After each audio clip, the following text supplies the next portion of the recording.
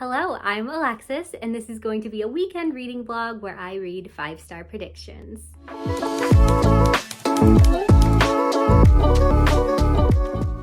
So if you haven't heard, I am absolutely obsessed with Jan Agaton. I am a part of her Patreon called The Lair, and every month Jan puts together a weekend readathon with a different theme. For January, the theme is to read 5-star predictions, and she's even made us this beautiful graphic with the 4 prompts on it. So the first prompt is to read a new release, and for this, I will be reading Mislaid in Parts Half Known by Seanan McGuire. This is the newest Wayward Children book. I think we're on book 9 now, and we're following the group on another one of their adventures. This is a short one, like all the other Wayward Children books, so I'm hoping I can finish this tonight. I've given almost all of the Wayward Children books 5 stars. I think the only one that was like a 3-star was Beneath the Sugar Sky, so I do have high hopes for this one. The next prompt is to read a backlist book that you think will be 5 stars. And for that, I'm going to be reading Still Beating by Jennifer Hartman. Still Beating is a dark romance where a woman and her sister's boyfriend get kidnapped and tortured, and I've heard great things about it. So I am expecting it to be 5 stars. I will be disappointed if it's not because everybody has been raving about this book. The next prompt is to read a new to you author, and for that, I'm going to be reading The Invisible Hour by Alice Hoffman. This is my first Alice Hoffman book. I've heard incredible things about her writing, so I'm really hoping this one is a 5-star for me. And the last prompt is to read a 5-star prediction that has your favorite color on the cover. For this, I'm going to be reading The Butcher and the Blackbird by Brynne Weaver because it has pink on the cover, which is one of my favorite colors. I literally don't know what this is about. I think it's about serial killers that fall in love. I just know everybody has been loving it, and it is the buddy read pick for Jan's Patreon. So what better time to read this book? I am going to be reading from Friday night today until Sunday night, trying to finish as many books as I can. I am very behind on my TBR for the month, so hopefully I'll be able to knock out these 4 books in 3 days. I do have a pretty busy Sunday, so we will see. First up, I'm going to be starting with Mislaid in Parts Half Known. I have about an hour until RuPaul's Drag Race is on. Hopefully I can get a good way into the book.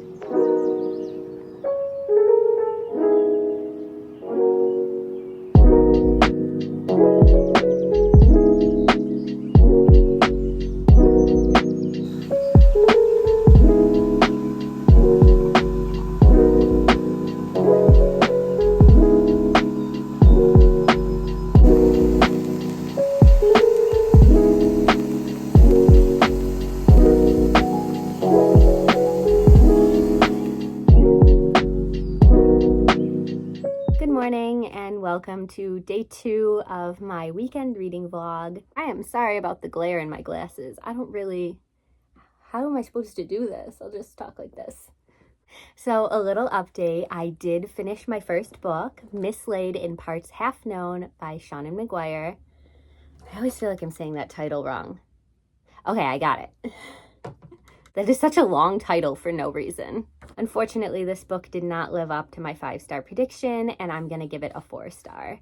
So still good, just not my favorite of the series. So in this book, we are following Antsy, who was the main character of the last book, and this one really feels like a sequel or a continuation of the previous book. Like, I know a lot of these, you can read them out of order. Don't do that with this one. This one you have to read Lost in the Moment and Found, I think that's what it was called, before you read this one, or you will have no idea what's going on. But along with Antsy, we are following some of the original cast and crew from the previous books. We've got Christopher, who is the bone guy from the first book. We've got Cora, who is the mermaid girl. Of course, Sumi, we know her.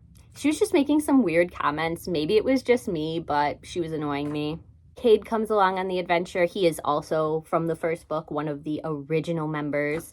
And I think we have a new girl named Emily.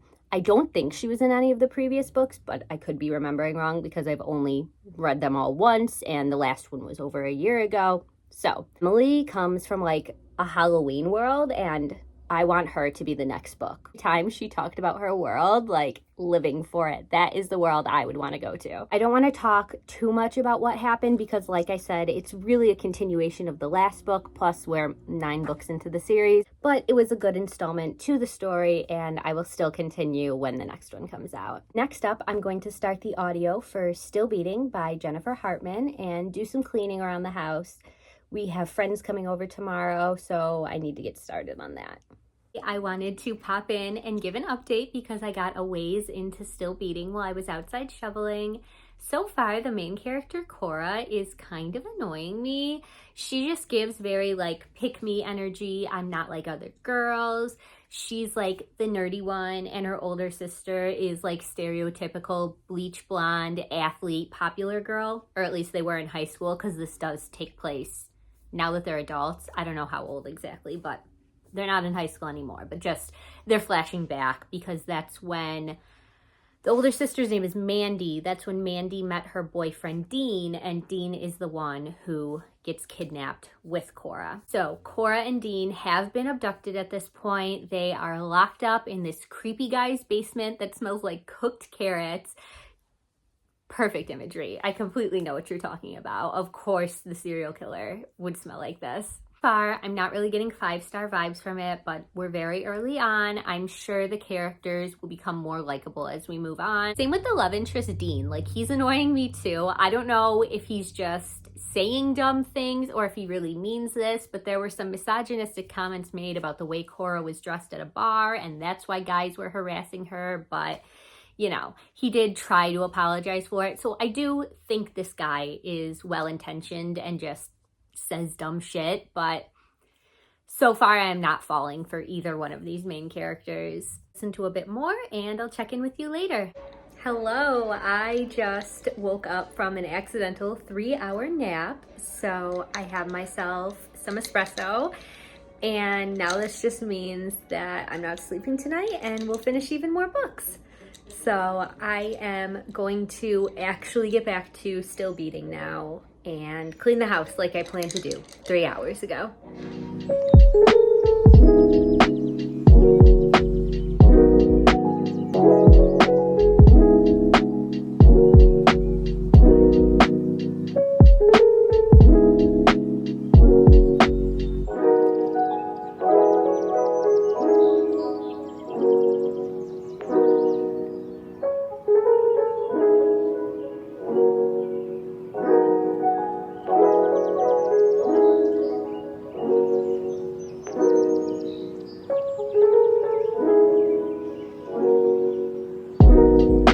Checking in because I've made it to the 75% mark of Still Beating, and I'm happy to admit that I'm liking the characters a lot more now, especially the love interest Dean.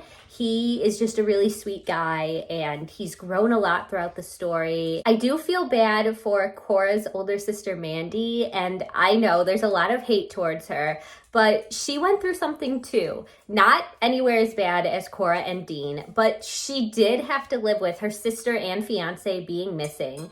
And then when they came back, this life she had planned out is just gone now. Like, everything has changed for her, and that doesn't excuse what she said to Cora and her behavior, but I do feel a little bad. I really, really like Cora's parents and how they've handled everything. I was happy that she had their support with everything going on. I'm trying to be vague to not give any spoilers. I'm going to keep listening now and try to finish this real quick so I can move on to my next read. I just finished Still Beating. It was cute. I just think it wasn't a 5-star. I'm between a 3.5 and a 4. Just things in the beginning really annoyed me, and I wasn't obsessed with it as I expected to be because of all of the great reviews I've heard. It was still good though. I am gonna wash my face and get ready for bed, and I'm probably going to start reading Butcher and Blackbird next on my Kindle.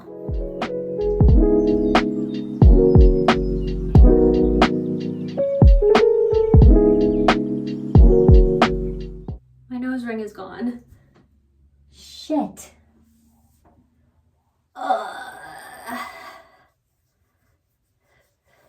I usually feel it when it falls out. I hope it didn't go down the drain. I don't see it on the ground. and it probably fell off while I was washing my face and went down the drain. Yay. Good morning. It is 8:30 a.m., so I don't know why I'm awake right now. I stayed up until 2:30 reading Butcher and Blackbird, and I made it to 9%. So I am taking this as a sign to keep reading until I maybe fall back asleep.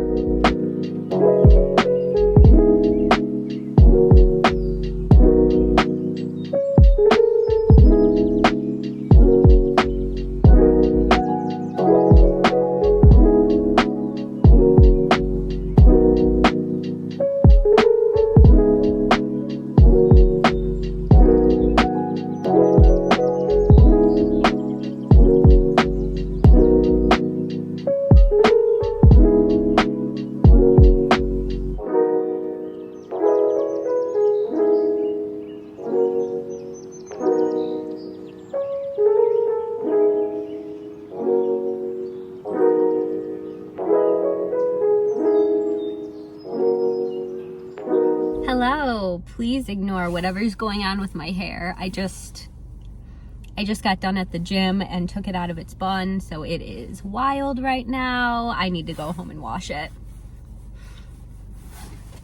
But I wanted to check in because now we're running errands. We're at the Pokemon card store for my partner. So this morning I got 100 pages into Butcher and Blackbird, and it's really fun.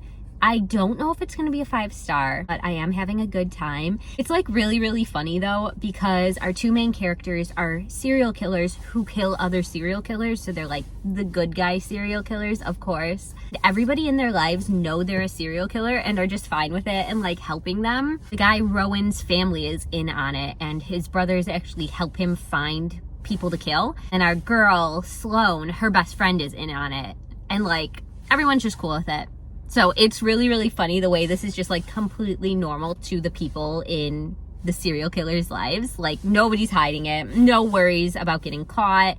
And like even Rowan's family now knows Sloane's like full name, where she lives, what she looks like. Like they could just be turning each other in, but I did to hold this competition between themselves where Rowan's brother is picking a target. They don't know who it is. They just know like what city he's in, and they have 7 days to whoever kills the target first wins.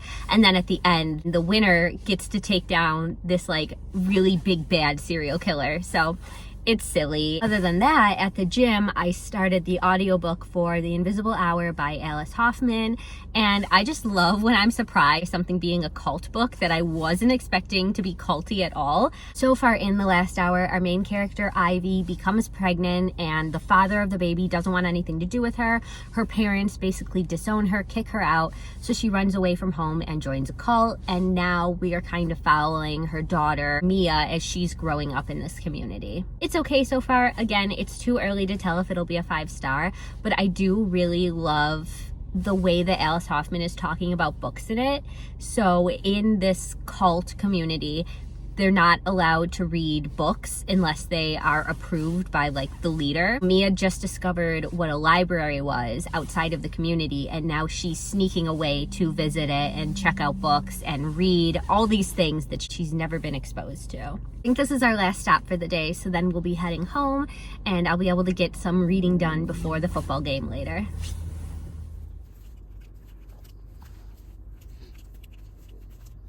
Damn, you got so many.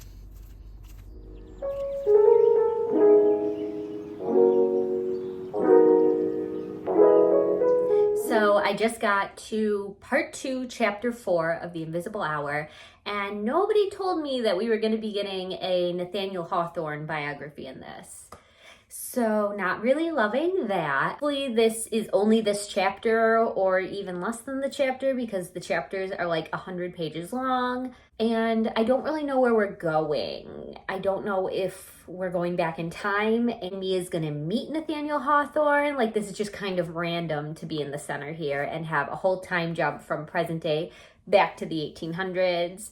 We'll see. I was enjoying the story before the time jump. I did really like the characters we were meeting at the library. There are these 2 librarians who kind of take Mia under their wing and help her out. For now, I am going to feed Miss Kit Kat. Yes, because she thinks she is starving. She needs her lunch. We are 24 minutes late. How dare I, Kit? I think I'm going to listen to a little bit more while I keep cleaning up the house, and I might switch to Butcher and Blackbird for a little bit, but I will check in.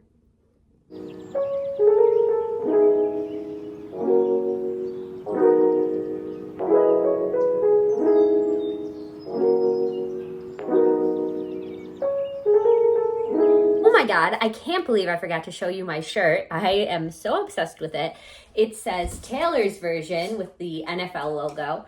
It is football Sunday. My team, the Buffalo Bills, are playing against Kansas City, where Taylor will probably be here. And I'm sorry, Taylor, but we have to absolutely destroy your boyfriend today. You'll be so embarrassed. I'll just cut this out if we end up losing, but we're not going to lose.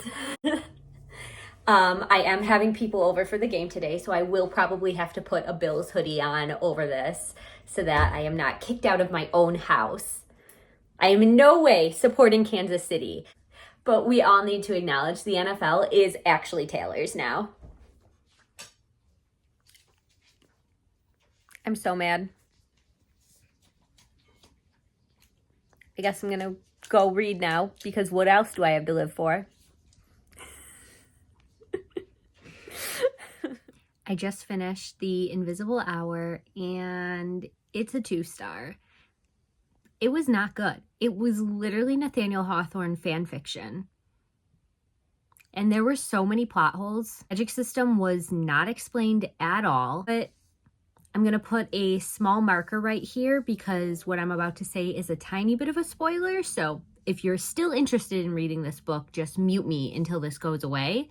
But this girl could just suddenly time travel, and I don't think it was really explained except it had something to do with the book. And then somehow at the end, that Joel guy could also time travel, even though he didn't have the book. He could just follow her somehow because he was close enough. And then on top of time traveling, she could get pregnant by Nathaniel Hawthorne and then travel back to present time and back to the past and keep the baby all this time. Like, I don't understand. This doesn't make any sense. Alice Hoffman, I get it. You have a thing for Nathaniel Hawthorne. You didn't need to write a whole book about it. Now 11:11, and I usually fall asleep by midnight on Sunday, so we'll see how far I can get into Butcher and Blackbird. I haven't read it anymore since this morning, so I'm still at 100 pages, and I think it's 355 pages, so not too likely I'll finish it tonight, but I'll see how far I can get and hopefully finish it tomorrow morning and be able to end this vlog. Good morning. I am exhausted today because I stayed up way too late reading, but I had to come in and give you my final wrap up because I was able to finish a 4th book this weekend. I ended up finishing Butcher and Blackbird last night, and I'm gonna give it a 4.5 star. I know we're so close to a 5-star. It just didn't give me the 5-star feel. Part of it is what I was saying earlier. Like, I know it's a super unserious book, but I just can't believe that all these people in the serial killers' lives would know about what they're doing and just be cool with hiding it. I do have to say the spice in this book was some of the best I have ever read. Excuse me. You know, when you hear a book is about 2 serial killers falling in love, you don't really think a sweet romance, but it really was. The guy character, Rowan, was a cinnamon roll, and he fell first, which is a trope I love so much. It gets me every single time. So to wrap this thing up, what did I read this weekend? First, on Friday, I finished Mislaid in Parts Half Known by Shauna McGuire. I ended up giving this one 4-star, and I read this on my Kindle. I got the ebook from my library. On Saturday, I completed the audiobook for Still Beating by Jennifer Hartman, and this was narrated by Lori West and Christian Black. Got this audiobook from my library through the Hoopla app, and I gave this one 3.5 stars. On Sunday, I finished the audiobook for The Invisible Hour by Alice Hoffman, and this one is narrated by Jesse Mueller. This one was a 2-star for me. It just wasn't really my thing. And then on Sunday night, I finished Butcher and Blackbird by Bryn Weaver. This is another ebook I read on my Kindle, and I got it from my library through the Libby app. This one was my favorite of the weekend. It was 4.5 stars. Thank you so much for watching and for spending this weekend with me. And please let me know, do you have any 5-star predictions that you're looking forward to? Obviously, I am not the best at picking 5 stars, so maybe I'd have better luck if you recommend some of yours to me. If you don't have any 5-star predictions, just leave me an emoji below for Butcher and Blackbird. So like a knife, a meat cleaver. I hope you read a good book today, and I'll see you again soon in my next one. Bye.